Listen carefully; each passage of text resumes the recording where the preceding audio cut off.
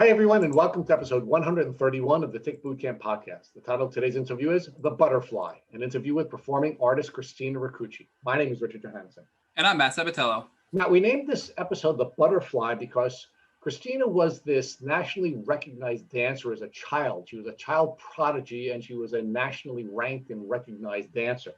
But then she got sick from Lyme disease, and she thought her talents were taken away from her. But as it turns out, what Lyme disease did to her is it revealed to her the breadth of her true talents. She's actually a performing artist and not just simply a dancer. And now she's using her talents as a professional actress, and she released her first episode as a singer. So this woman had substantially more talent than just her dancing talents, and that was revealed through her Lyme disease experience.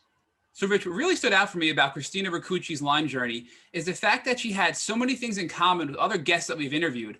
Like she suffered from autoimmune conditions like Hashimoto's and even had hypothyroidism, but it still took her years to get a proper Lyme diagnosis. Not only that, once she got diagnosed, she was only treated with oral antibiotics, which from our experience in interviewing over 100 podcast guests, generally is not successful for late-stage Lyme disease. So Matt, I'm really excited to introduce the multi-talented butterfly, Christina Ricucci. Hello, the multi-talented Christina Ricucci, and welcome to the podcast. Hi, thank you for having me, and I'm excited. We're really excited to have you too. And so, Christina, where do you live? I live in Los Angeles, California. What a shock! An actress, dancer, and singer What a from shock. Los Angeles, California. And where did you Right. go?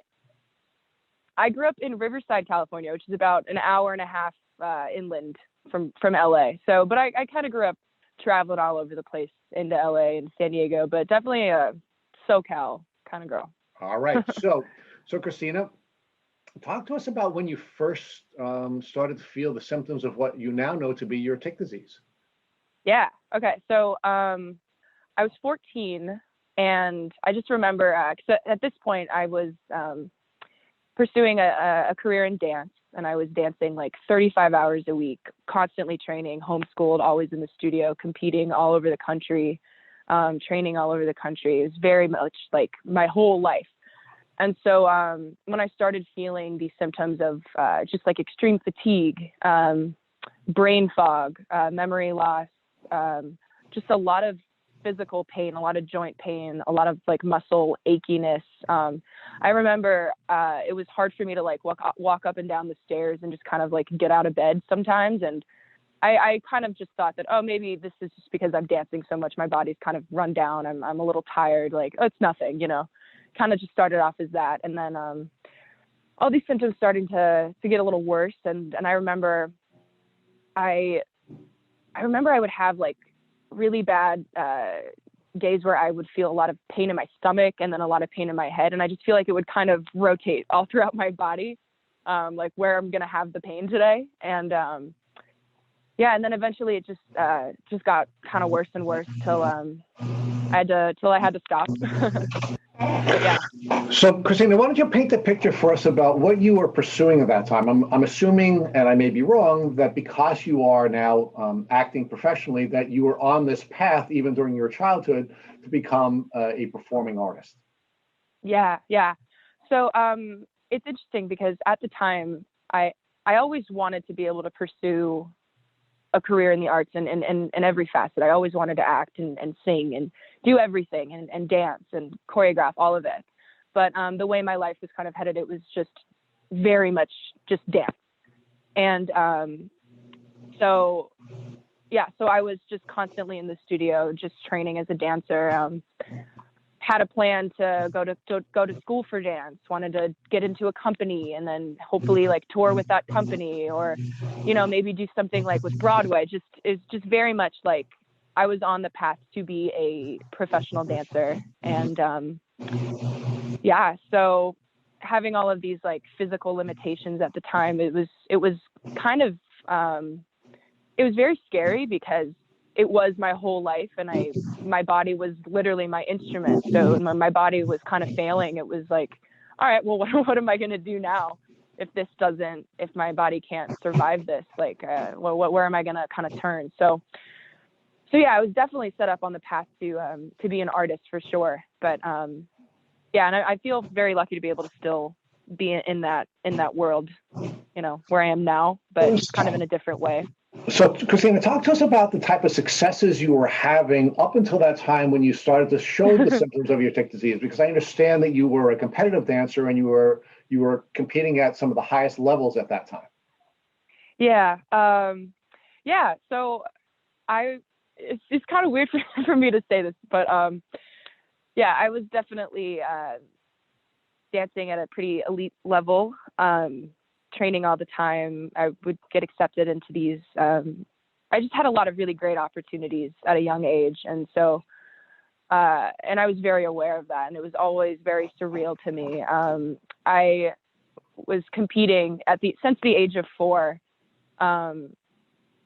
nationally and locally, and I remember when I was 10, that's when I was pulled out of my public school because dance got very busy, and I started competing in New York at these like international ballet competitions. And then I guess you could say like the peak of it was when I was 14, which kind of contributed to how big the fall from that was for me, getting sick. I had just won this title called Teen Best Dancer at this competition called the Dance Awards in New York, which is this international competition held in New York. A bunch of people from all over the place came, and it was just it's this very big dance event in the dance world. And so yeah, so I was just I guess just kind of like winning a lot of dance awards and just getting a lot of recognition for myself as a dancer.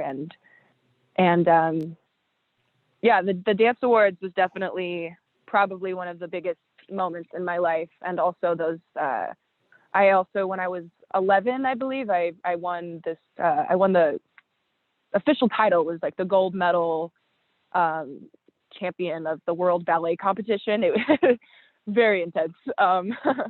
But yeah, so I have a few titles like that under my belt, I guess. So, Christina, you were also yeah. given an opportunity to train at places like Juilliard, correct? Yeah, I got to train at Juilliard for a few summers. The first summer was when I was 14. I actually remember that was actually the first moment I remember I remember feeling these symptoms and noticing certain things about myself and my body changing due to the contraction of the Lyme disease at the time. But of course I had no idea because I went 2 years undiagnosed. But yeah, I got to train at Juilliard. I got to train with a bunch of companies in their summer intensive programs that I would get accepted into. I got to train in the Netherlands, all over New York. I've spent a lot of time in New York dancing. I love it there. And of course in LA and everything. Yeah, I've been very lucky to have a lot of really great opportunities in training. So let's now take a look at what was happening. So you're a young woman, or actually a young girl, and you're having success in dance competitions literally all over the world now. You're winning titles all over the country.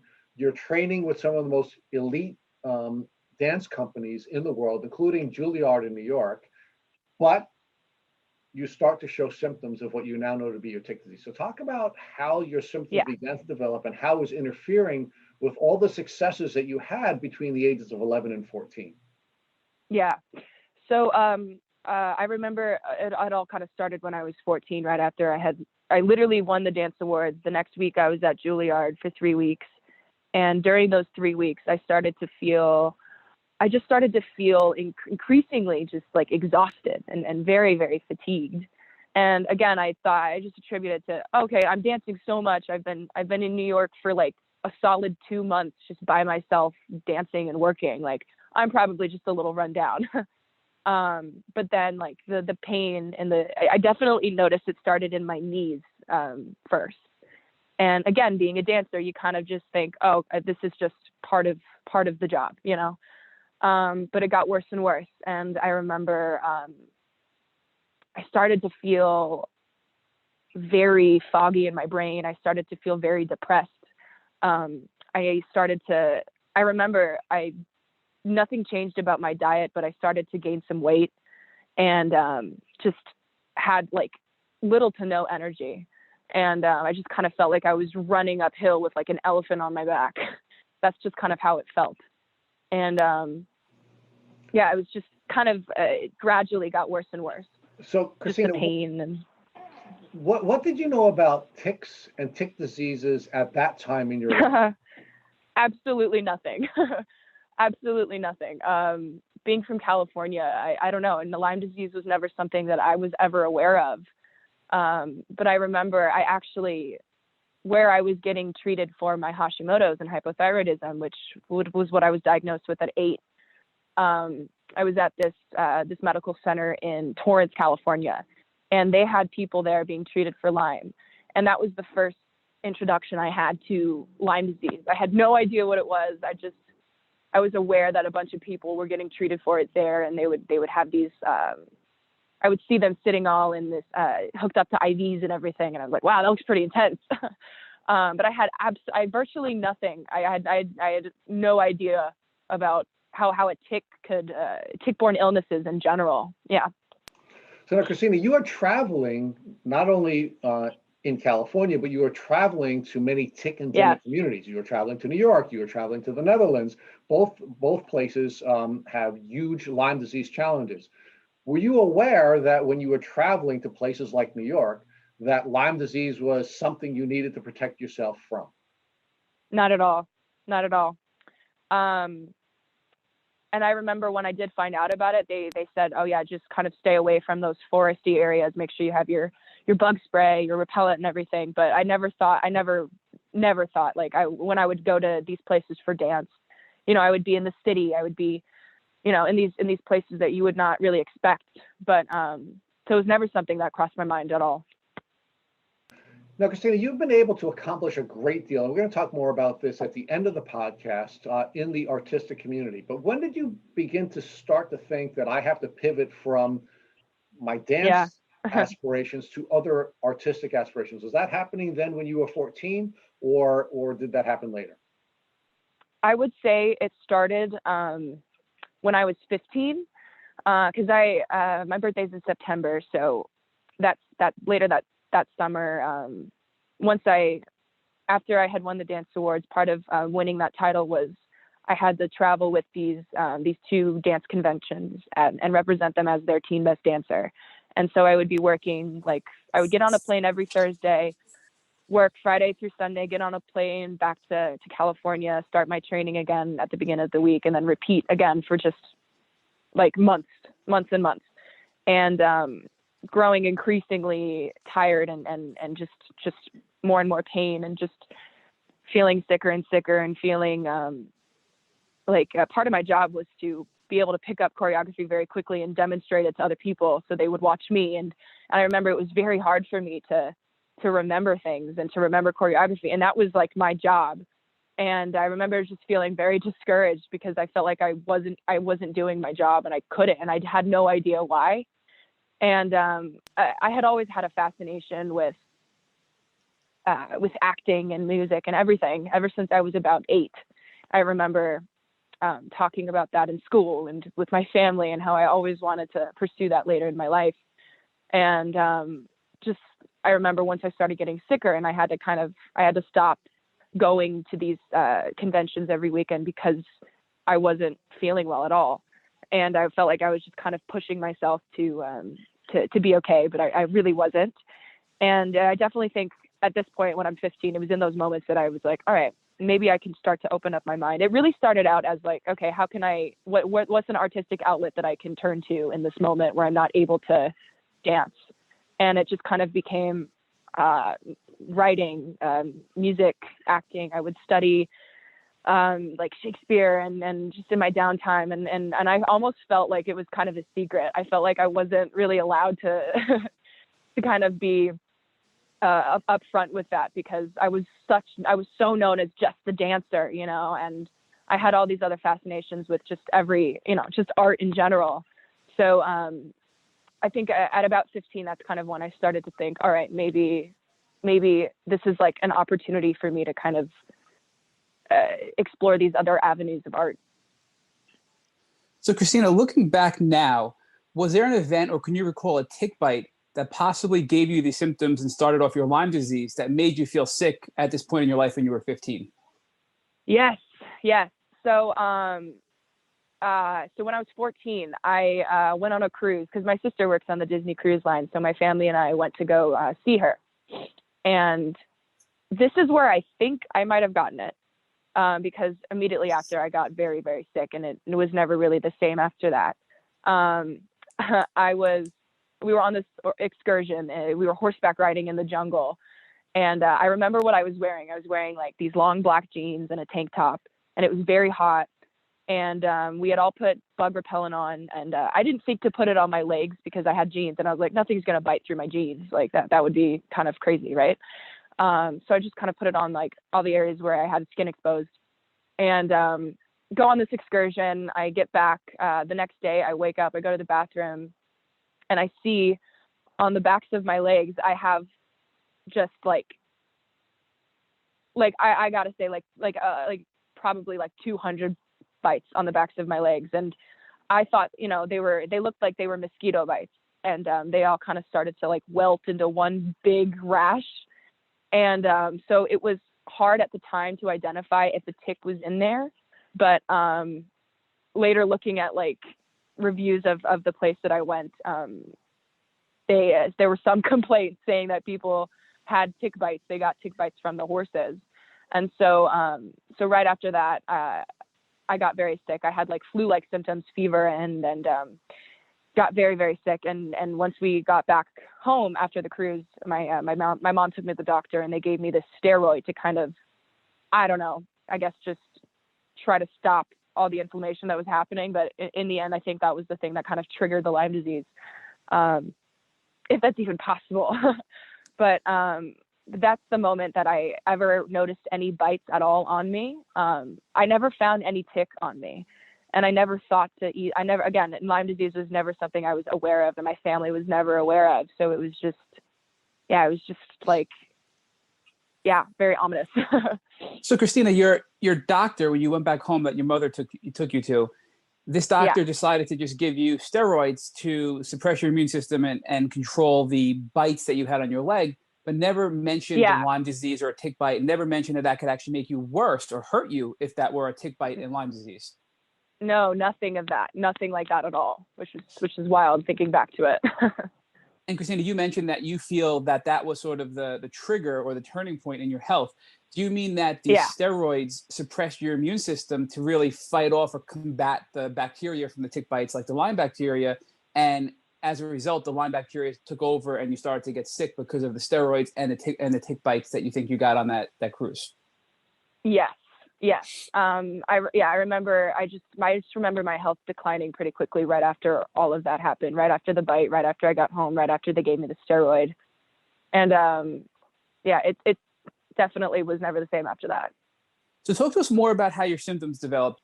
Yeah. So when I was 15, I remember about like halfway through the year, it started to get really, really bad. It was really hard for me to like walk around.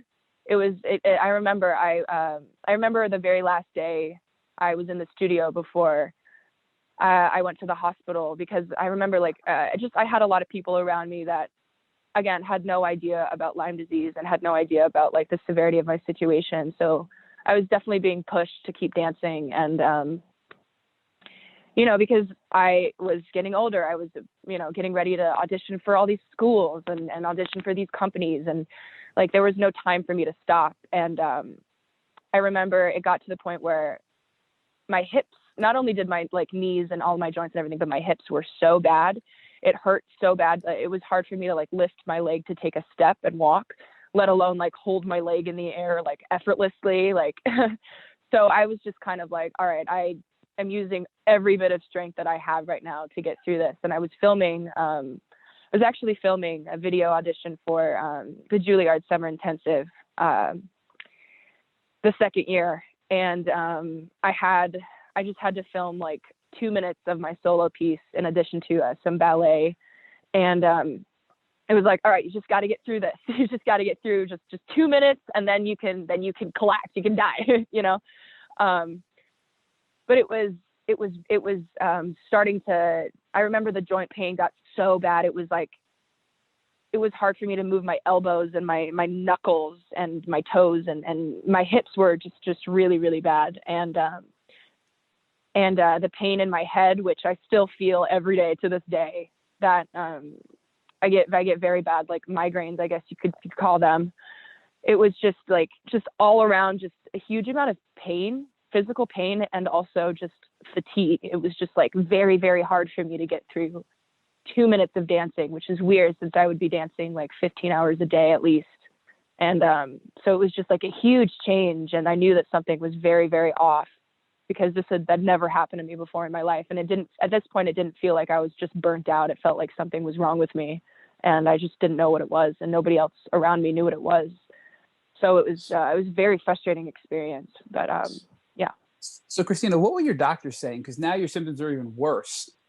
It was actually the endocrinologist I was seeing at the time just kind of placed it on, oh, it's just you're going through puberty, you're going through these changes, it's just making the Hashimoto's kind of go all out of whack. That was the thing.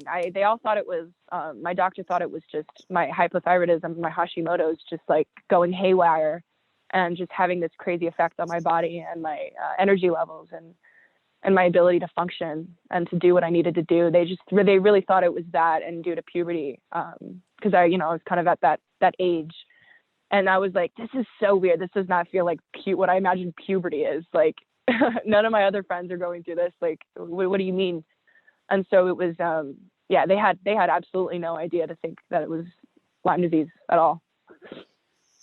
So Christina, many people with Lyme end up with Hashimoto's and hypothyroidism. So do you think it's possible you had an earlier contact with a tick or Lyme disease, and that the Hashimoto's and hypothyroidism were a result of early contact with Lyme?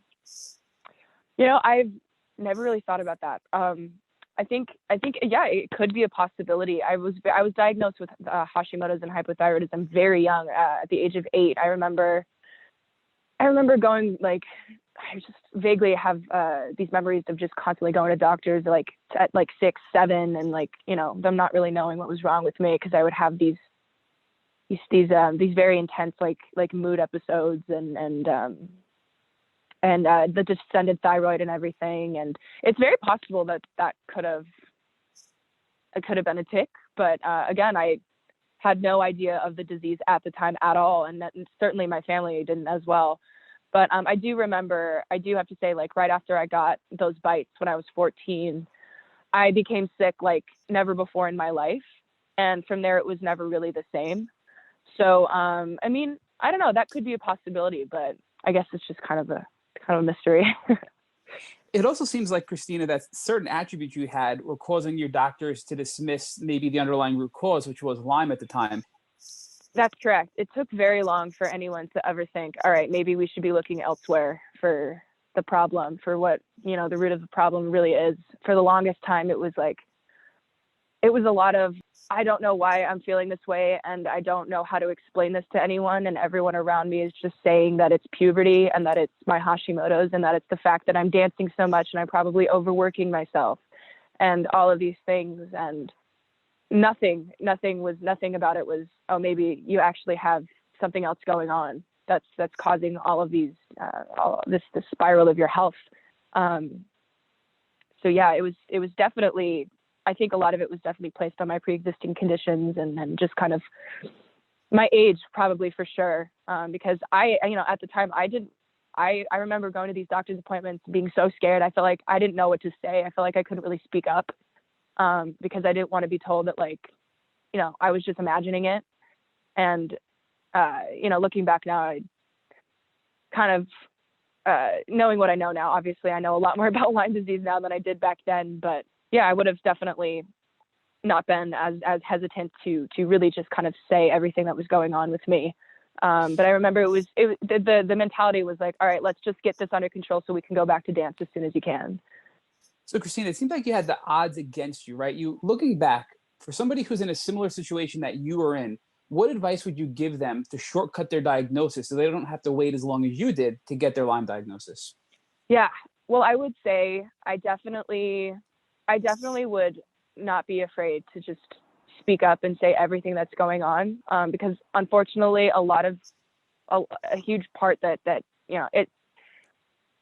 goes hand in hand with Lyme disease is like, oh, it's in your head. No one really believes you. It's a very invalidating feeling. So don't be afraid to really just say everything that you're experiencing, all of your symptoms, everything that's going on. Because for me, it felt almost embarrassing to like talk about all these different things, because I felt like I was supposed to be this very active athlete, this dancer, and so I felt like it was like weird for me to talk about how I was struggling. There's no shame behind it. I felt a lot of shame, and there doesn't need to be any shame. Definitely talk to your doctors, be very honest, ask them a lot of questions, do as much research as you can, make sure you're going to the right doctors. There's a lot of things that you can do to help yourself. So at this point, what time in your childhood did Lyme disease become a topic of discussion for a possible diagnosis? Yeah. So I mentioned earlier that as I was getting treated for Hashimoto's, there were some patients being treated for Lyme there. And I remember,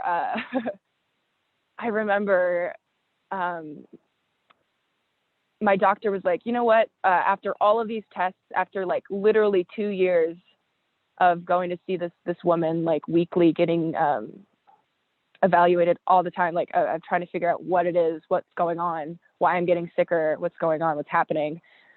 She was like, you know what, maybe we can throw a Lyme disease test in there, because they did treat some people for Lyme at that particular medical center. And I remember being kind of like, okay, I don't really know what the point of this is. I don't know if, yeah, I remember being bit by some bugs. Maybe there was a tick in there, but I don't know if this is my situation. It just felt very like, it didn't feel like it related to me at all. But she was like, you know what, it couldn't hurt. So that's when I ended up getting that a 16-week blood culture. And I remember waiting for those 16 weeks. And I just kept getting sicker and sicker. And I remember at that point, she had me go in and do these like vitamin drips, these like Myers cocktail vitamin drips, just to kind of help my immune system out a little bit, because before I was diagnosed, obviously she couldn't give me any treatment for that. So I remember just waiting and thinking, you know what, I remember throughout those 16 weeks thinking, you know, maybe this is something I might have, because I then became very, like, I started to become familiar with the disease. My mom, who would go to all these doctor's appointments with me, started to become familiar with the disease. So it was more so in our brain, in the forefront of our mind. So kind of just waiting around for that test kind of made me come to the conclusion, maybe this is something that I do have. So Christina, talk to us more about this 16-week blood culture. We've interviewed over 130 people with Lyme, and we haven't heard anybody talk about a 16-week blood culture to get a Lyme diagnosis. Yeah. So, I mean, I don't really know a whole lot of like the medical details about it, but I know that it is just an accurate way to kind of test the plasma fraction of the blood. And it's supposed to be like a more like intense, accurate way to kind of just really like look at your blood and see which infections are in there. And it's the fact that it's cultured over a certain amount of time, like helps identify the spirochetes. And I believe that's what it is. And just to kind of give a more accurate, like just testing and diagnosis. So that was the option that my doctor gave me, that she said this was the best thing. This usually is the most accurate. Usually they find a lot more success in diagnosis, because it is very hard to diagnose Lyme, as you know. So my family, we were like, all right, yeah, let's just go ahead and do this. It's 16 weeks. Let's just wait it out and see if this can give us any answers, because at this point I was kind of desperate for some answer. And so we were just kind of willing to do anything. Now, Christina, do you recall if this 16-week blood culture was just looking for Lyme, or if it was looking for other tick-borne diseases or co-infections as well? It was, I believe it was looking for other co-infections. Yeah, they did a full panel test. And when it came back, the Borrelia was very, very prominent in my blood. And that's when they came to the conclusion that it was Lyme disease, in fact. And I also had a few other co-infections on top of that. So talk to us, Christina, what that was like for you. So now you've been sick for over 2 years, and you've been Yeah. told it's all just stuff that you've had your whole life. This is no big deal. And now 2 years later, when you're really, really sick, you realize there was something else going on. So at first, I remember I got diagnosed like a few days before my 16th birthday. And on my birthday, I had to like go get a treatment. And I was like, this is super fun. I don't think I understood the weight of the situation at the time because I was very naive, and I believe my family was as well. And I did not know that it was going to get a lot worse before it got better. So at first it was like, all right, you know what? Okay, another diagnosis. This is fine. Like, we'll just get this under control. I'll go do a few treatments, and then I'll be back in the studio. Like, it'll be fine. I'll be back to normal. This is gonna help. But I don't think I realized how hard it was to actually treat this disease until it got really, really bad. So I was very scared. So Christina, talk to us more about the treatments that you were initially prescribed by your doctor once you got diagnosed with Lyme disease. Yeah. So she gave me these oral antibiotics that I would just take like twice a day. In addition to, I was seeing her, and I was also seeing like a bunch of like holistic natural medicine doctors, just because my mom and I, like, we did try to figure out a way to kind of treat me naturally, homeopathically, before I had to turn to like the really intense, drugs. But so in addition to that, I was taking a bunch of supplements. I was taking like 72 pills of these supplements a day, in addition to the antibiotics, just to kind of help combat the reaction to the medicine that I was having, because it was very intense on my body. Obviously, you're killing off a blood infection, so it is very intense on your body. But so I was doing that, and I was also doing these vitamin drips. And at one point, I was doing blood oxygen ozone therapy. So they started with like 200 cc's of blood. I remember I felt like a vampire or something. It was like, again, just being like 15, 16, like so naive, like sitting in this hospital, like they're taking out a big bag of my blood, doing this oxygen treatment, and then putting it back into my body. Like I remember just like, wow, I'm literally getting my blood drained out of my body right now. This is wild. And it was just very intense on my body. And at the time I was dancing up until the day that I was unable to walk. So it was a lot going on. And it was a lot of, okay, this is the time where you could get to feel really, really crappy and kind of just deal with the reaction to the medicine. And then when we're driving to the studio, you do everything you can to just get through this next hour. And it was just a lot of kind of being thrown around, and just different treatments, a bunch of different treatments. I also did hyperbaric treatments once I was at the hospital in Las Vegas, where I got the PICC line and was getting intravenous antibiotics, and it was a bunch of different treatments for sure.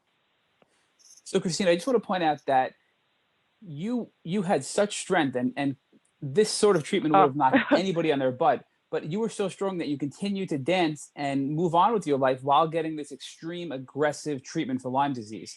So I think you should commend yourself for the strength that you've had and the strength you still have to fight this horrible disease. Thank you. I appreciate that. Yeah, it was very difficult at the time, for sure.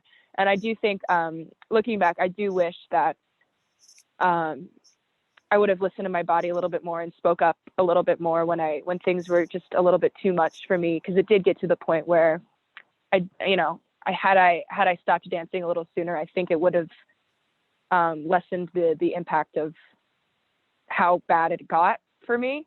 But like I was very determined, and I had this goal, and I wasn't gonna let anything stop me until I had absolutely no choice.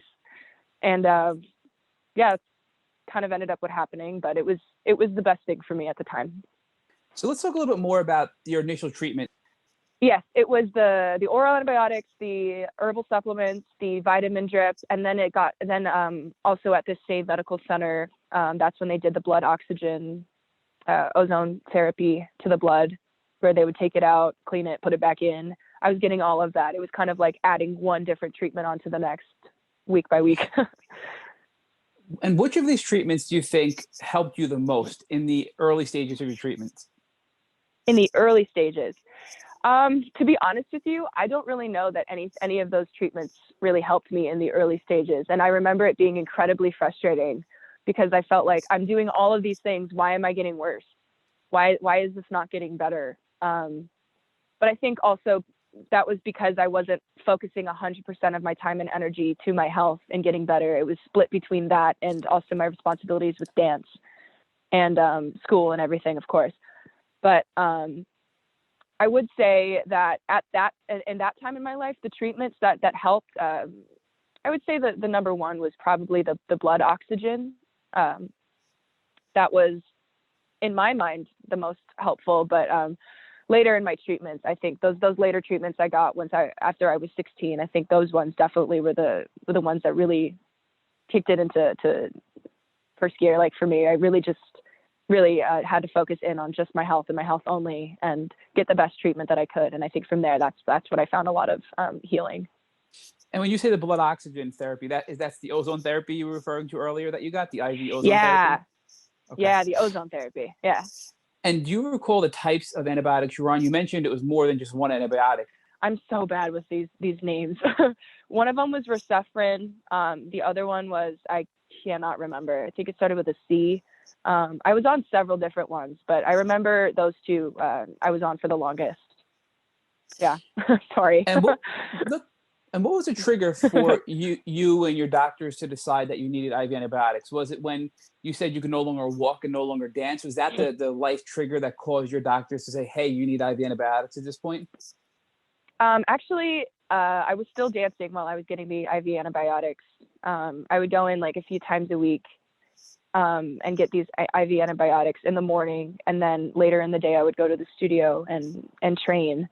But I think the thing that, once I was unable to dance anymore, I found an infectious disease specialist in Vegas. Well, actually, a friend of my dad did, and they recommended it to my family. And my family did a lot of research for this at this particular medical center in Las Vegas, actually. So I actually lived in Vegas for about 3 months while I was getting treated out there. And I think from there, the thing that really helped me, because at this point I was unable to walk. I was in a wheelchair and like I thought that my life was over because dance was my life. And I was just like, all right, let's just do everything we can to get me better so I can get back. And from there, I was getting so many IV treatments. My veins were starting to collapse. So they were like, you know what, we're going to have to do a PICC line for you because you need to get these intravenous antibiotics daily, twice a day. And I was like really, really scared about that. And because I feel like at that point, I really had to acknowledge the fact that I was sick, and I felt like I was trying not to for the longest time. And I feel like getting the PICC line was like, it really solidified that for me. Like, okay, this is serious now, and I have to take this seriously. But that treatment along with so once I got the PICC line in, that treatment along with the hyperbaric treatments, I was getting those like twice a day, every day for months. That definitely was the thing that really helped me. So these treatments were really ramped up or increased treatments that you were getting before. It was more IV antibiotics, it was more ozone therapy, it was more herbal pills, and it was more of a heavy treatment protocol. But I also think the fact that you were able to finally rest and listen to your body probably helped contribute to the fact that you started to get better as well, right? Exactly. Yeah. It was because it was it felt like it was this thing that was just being avoided at all costs, you know, because dance was such a huge part of it was not even a part of my life. It was my whole life. And so, you know, it was just kind of like, I felt like myself and my mom and my family, like everybody we were just kind of in denial for the longest time. But I think that was the thing that really cost me a lot. Had I just listened to my body from the beginning and sought out the best treatment options. But like I said, we had no idea of Lyme disease. We had virtually no idea about Lyme disease at the time. But then my mom went heavy duty into the research. She was a huge help in my recovery for sure, because she just did all the research she could and found this treatment center in Vegas. And and I think just that switch of, okay, again, that moment I had in the studio auditioning for making my tape for Juilliard, I literally went to do my routine, stopped, and then I had to do it again. And then my body like totally gave out on me. And I was like, I don't think I can walk. And I think from there, it just kind of all hit us like, all right, this is a little bit more serious than we thought. And from there, yeah, we really went heavy into the treatment, which helped.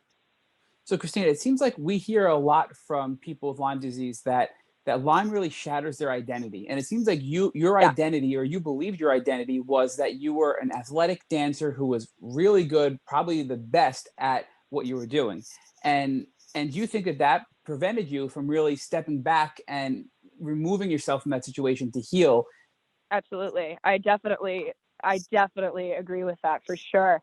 I think it shattered what I thought was my identity, but then it kind of led me to really finding out like who I am as a human being, not just like who I am as what I do as dancer, as a performer. It just kind of like really connected me back with myself and like my purpose and you know, not to get all dramatic, but but it really did give me so much clarity looking back on it now, like being 22 now, like looking back on that whole situation.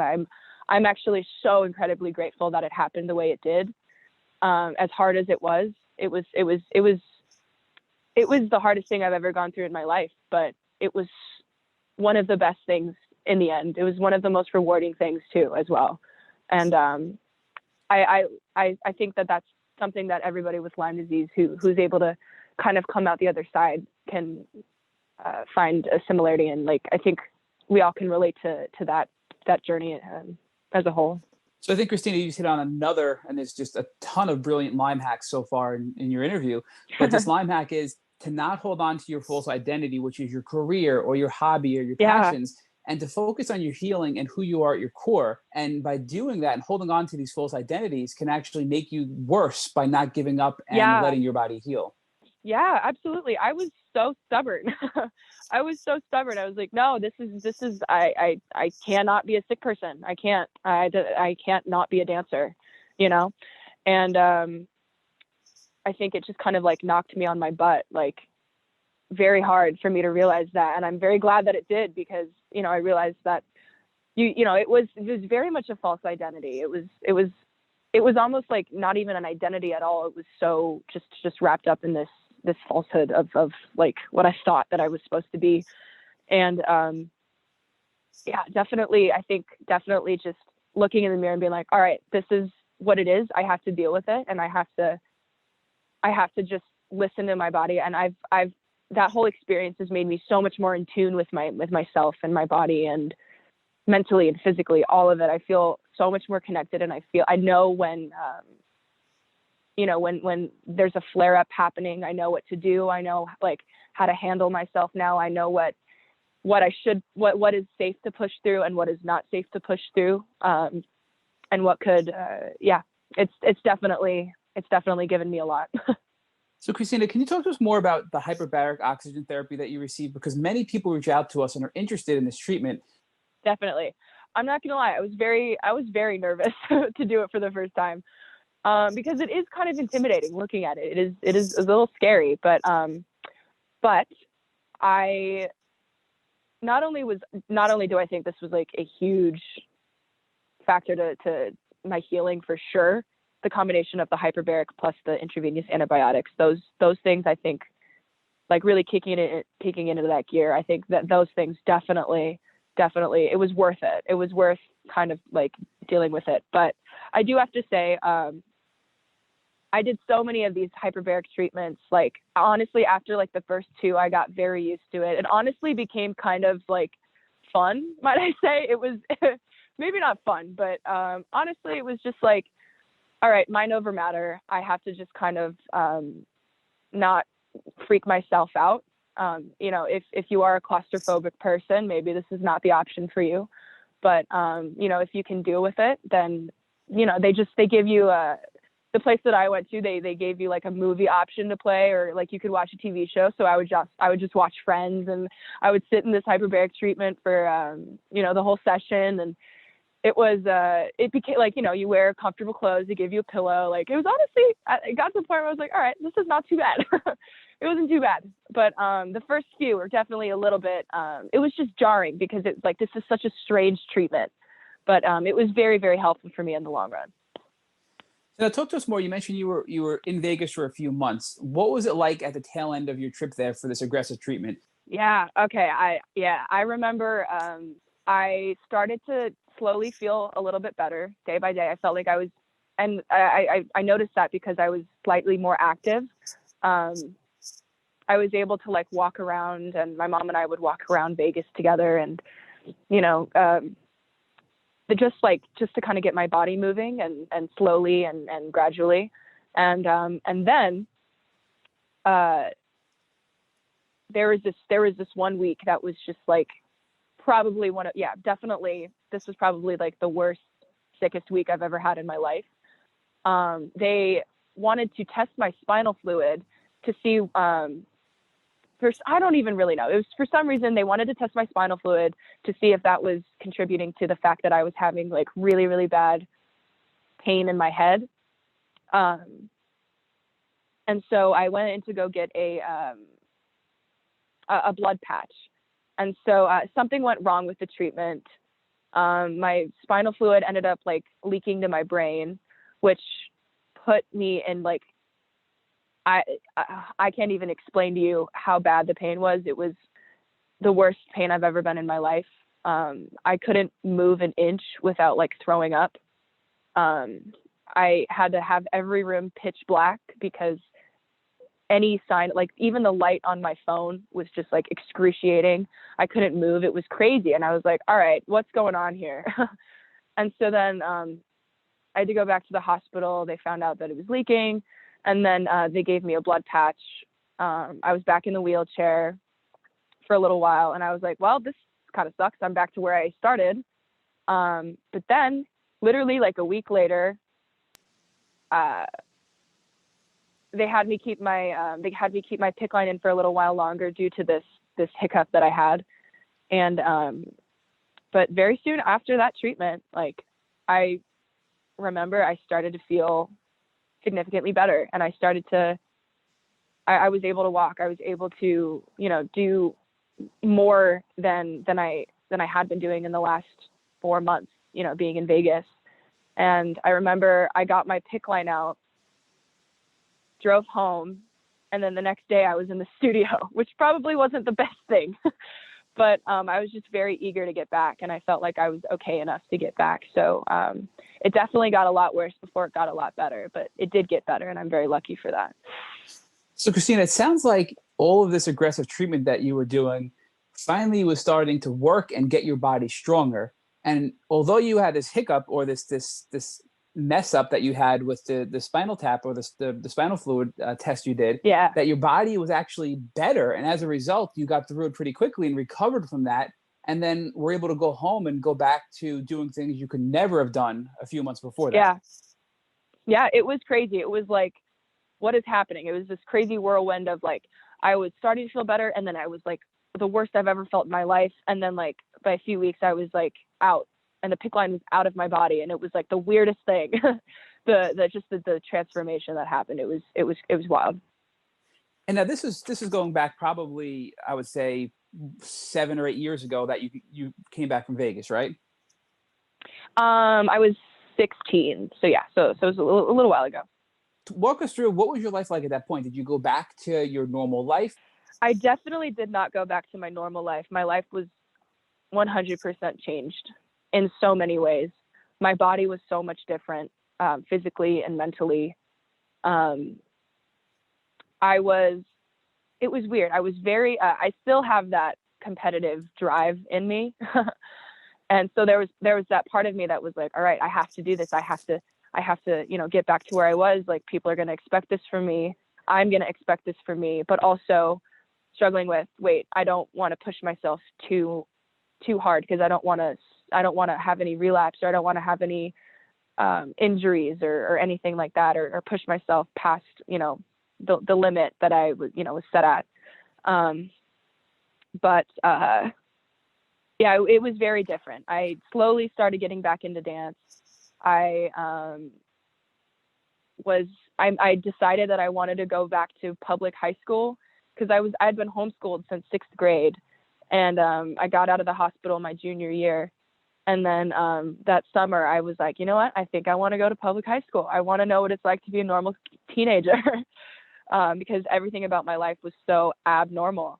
And so many things changed. I went to school. I started really getting into I'm not going to lie, it was definitely a fight for a while to get the people in my life to be okay with me, like not being just a dancer. I really wanted to explore acting. I really wanted to explore music and singing and just every kind of performing.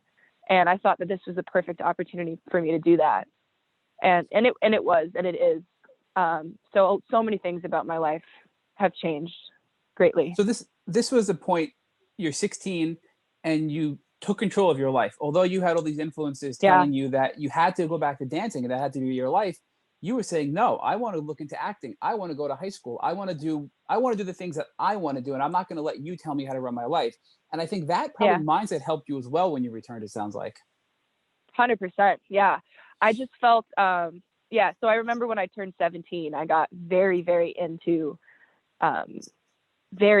just acting and exploring all these other art forms. And for a while, like I said, I was definitely a little bit tentative to kind of express this to the people in my life, just because like my whole life I was the dancer, you know? So it was like, how do I kind of transition out of that? How do I get people to see me as not just the dancer? And because I didn't see myself as just the dancer, I saw myself as more of an artist in the sense of like, I want to do everything. I like to do all of these things. I feel like I'm good at all of these things. So I want to explore all of these other avenues, and not just one that I can, that, because I've already, not in a defeatist way, but I already felt like that part of my life was kind of over, and I was excited about it. I was excited that I was able to, this was like the perfect in for me, to kind of explore all of these other things and to really just dive in head first. And, it took some convincing, but I have an incredibly supportive family who is also very artistic and very interested in it. So, they're incredibly supportive of it now, for sure. So it was definitely taking control of my own destiny, for sure. So now when you were home from Vegas and you were making all these improvements, little by little, you're going to school, you were then going back to doing a little dancing, you were pursuing acting, and you're doing all these things that you felt you could do based on listening to your body. Were you taking any treatment still at that point to keep yourself healthy, or was this all just a positive upwards trend from the treatment you got in Vegas? Yeah, I believe they had me back on oral antibiotics. They had me do another round of oral antibiotics after I got my PICC line out for a little while. And I was, of course, doing a bunch of vitamins, a bunch of probiotics, everything I could to like help restore my gut, because the antibiotics, because I was on them for years, it totally destroyed a lot of things. So I was definitely, and I still take a lot of those supplements, of course, to help myself out in any way that I can. But so I was still getting somewhat of a treatment, but just to kind of keep everything and keep everything balanced. So I think here's another great line hack that you sort of been alluding to throughout the entire interview is, since the beginning, when you first started your treatment, you were not only taking antibiotics, and it was a combination of oral back then, and then you proceeded to have IV antibiotics. You also did things like IV vitamins and herbs and probiotics, because you recognized that antibiotics would also have a negative effect on your body, and you countered that with supplements and different types of therapies that could help you balance out the damage being done from the antibiotics while also getting the benefits of them as well. So I think many people like myself and others who we've interviewed didn't have the advantage to know to do that, and as a consequence were not as successful in their treatment protocol because of it. Yeah, absolutely. And I'm going to give all the credit of that to my mom. She she did her research, that is for sure. She because I was in a place when this was all happening, like I was almost in a place of like, I don't even want to know what's going on with me. I just want to like get this over with so I can keep dancing. So my mom did like so much research. She learned everything she possibly could about this disease and every way that it could help. Everything that I could do to help myself. So she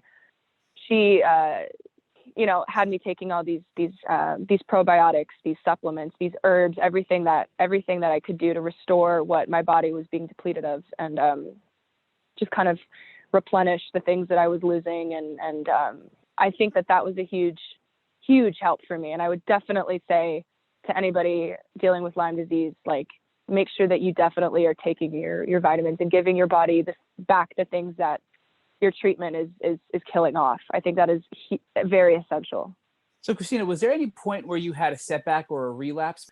Yeah. So about last November, actually, about a year ago, I started to have some symptoms again. I started to just have a lot of like physical pain. And I know, because I am so connected with my body now, I know what's the difference between just like, oh, I'm kind of having a day of just feeling crappy, or oh, wait a minute, this feels like it's a Lyme thing. I'm able to definitely differentiate those different symptoms. So I started to feel a lot of joint pain and a lot of fatigue. And for me, the biggest thing was just like brain fog and memory loss. Like I started like forgetting what I was talking about in the middle of my sentences. And I didn't used to do that. The last time that was happening to me was when I was first dealing with the initial, when I first contracted the disease. And so I was like, this is a little funky. Maybe I should, as much as I am scared to, maybe I should get this checked. And so they did find a few co-infections still in my blood. And so they put me on another round of treatment, definitely not as intense as the first time around. I'm very grateful for that. So I did another round and took a break for a little while, and I'm going in for another round, I believe next week.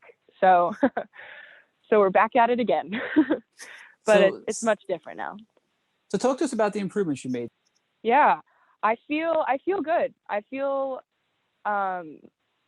listen, I think anybody who experiences disease, like you know what it's like when it's bad, and you know what that feels like. You never forget it. So I know I'm not that anymore, and I'm very, very lucky to not be in the thick of it, for sure. Obviously I do have complications. That's why I'm going back on. I'm doing another round. But it's nothing to me, it's nothing that's like impossible to deal with, because like I feel like if I can get through those first few years were really, really hard. And if I can get through that, then this is nothing, like I can handle this. And I feel like it's definitely given me a very high pain tolerance. But yeah, I for the most part, I feel good. I do have little things here and there, but I feel okay.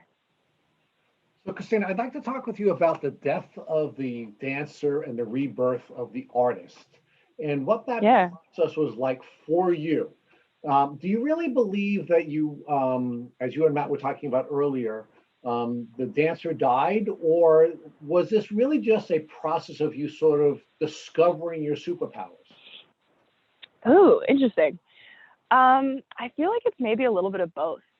There is a huge part of me that like looks back on that time of my life, and it's kind of it's a little bit of a trip, because at times it's like I don't even really recognize who that person is. And maybe it's because I wasn't really even a person. I think I was just so wrapped up in the false identity of just being a dancer, and thinking that was all that I was, and that was all that I had.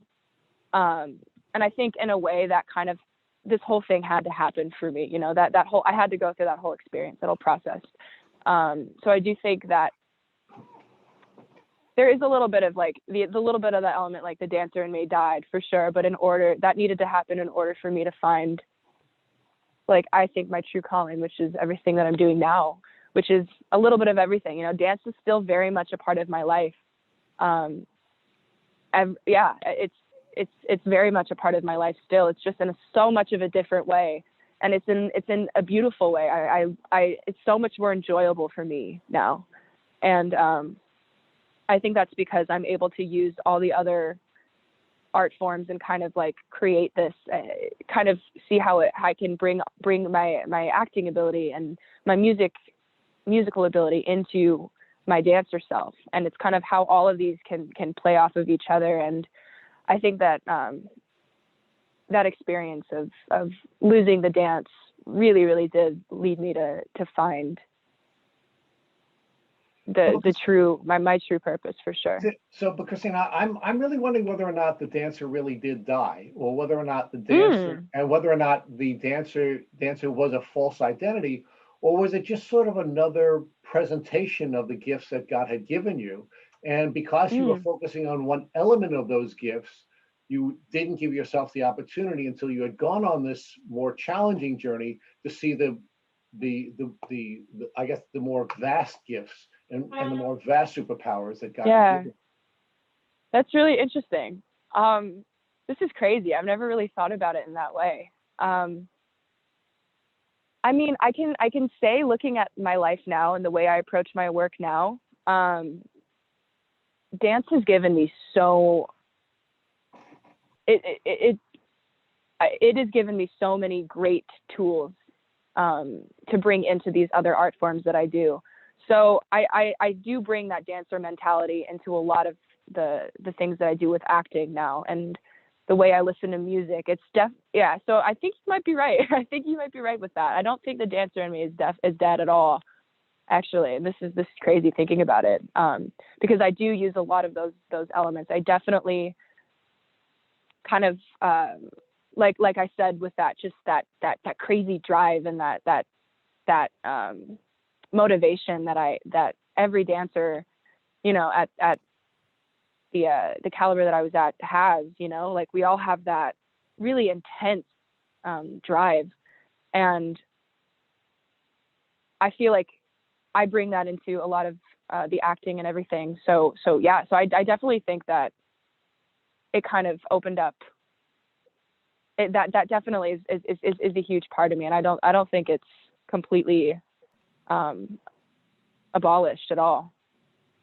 Right. So really what it was is you were just a young child and you were just sort of scraping, the surface of this vast talent that you had. And the beauty of this really difficult experience that you went through with Lyme disease is that it forced you to be more than just aware of the surface level of your talents. You were able to get deeper at a very young age into the vast talents that you've been given by your creator. Wow. Yeah. I think that's really cool. Yeah. I think that's, yeah, I think you're right. I think you may be right. So let's talk about your larger calling. Now that you're more aware at a very young age of these powerful talents and these superpowers that you have, that you also now have a calling to help other people in the position that you found yourself in, right? You have a platform as an artist, and you have a platform as a young person who has a beautiful social media presence. Talk about what called you to now become a Lyme activist and do things like participate in this podcast. Yeah, I mean, what's crazy is how not talked about this disease is, and how like it's so misconstrued. And I remember, like, when I first was diagnosed, everybody around me was like, "What's that?" And so I think like a huge part of my goal is I just and the thing is, it can feel very isolating, and I don't want anybody to ever feel that, because it's really hard to go through any health complication. And also on top of that, the fact that, maybe people aren't believing you, or people don't even really know what it is, or they're comparing it to other diseases that they think, maybe worse or easier or whatever. It can feel very isolating. And so I'd like to try to use my voice that I have to, make people not feel so alone in that journey, because it is a hard journey. It's a hard thing to go through. And I get messages all the time, like every week I get messages from people, and it blows my mind. I'm like, first of all, how did you find me? Like, this is so crazy. Just connecting with people on their stories and just getting to know a little bit about it and sharing treatment options. People ask me what I do, and, you know, I ask them what they do. And it's really an interesting community to be a part of. And I definitely want to be able to use my voice to shed light on it and to let people know that it's not something you have to experience alone. Well, I'm also really excited to watch you moving forward because you are so vastly talented and you're such a beautiful artist. And I can't wait to Thank see you. how you're going to merge the superpowers that you're now becoming more aware of and you have a better understanding of, and how that's going to be used as a tool to not just create awareness and not just to create community, but to also teach people so that they can avoid the suffering that you had suffered. So I think you're going to be a really powerful model moving forward. And I think we're really blessed to have caught you at this early stage in your development, because I think we're going to be able to see this really powerful arc develop. And I can't really wait to see how your beautiful talents are going to be merged with this journey that you're on with Lyme disease. And when you get to the other side and you achieve what you're going to achieve in your physical development, but that's also going to mean in your spiritual development. So this is just a really exciting time for us to have this conversation with you, and I look forward to talking with you in the future. So let's talk about. Thank you so much. Let's talk about one more thing, and that is, okay. If God forbid your mother, who is just such a wonderful and powerful, element of your journey, came into your room right after you finished this podcast, and she had a tick biting her on her arm, what would you recommend that she do so that she wouldn't have to go on the terrible elements of the medical journey that you've been on? Yeah, I would say, first of all, let's get it out.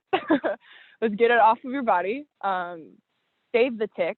I would say it wouldn't hurt to go get it tested to see if it carries Lyme disease.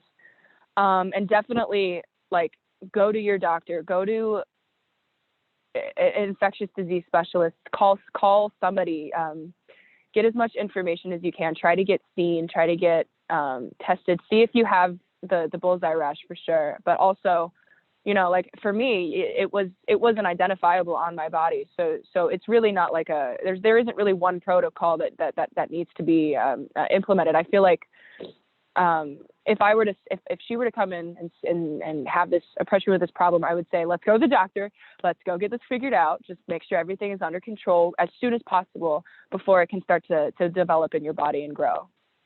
Thank you for listening to the Tick Bootcamp interview with our guest, Christina Ricucci. To our listeners, we have a call to action. First, if you'd like to learn more about Christina Ricucci and her tick disease journey, please visit our Instagram page at Christina Ricucci. Second, if you enjoyed this episode of the Tick Bootcamp podcast, please share it with your friends by using the social media buttons you see at the bottom of the post. Third, Tick Bootcamp has created a Tick Bite Blueprint that has been inspired by the information that has been provided by past podcast guests. We urge you to visit our website at www.tickbootcamp.com to view the blueprint. Please note we appreciate any input or improvements you would like to share with us. Fourth, don't forget to subscribe to this podcast on iTunes, Google Play Music, or Spotify to get your automatic episode updates of our Tick Bootcamp podcast. And finally, please take a minute to leave us an honest review and rating on iTunes or on our website. Thank you, as always, for listening.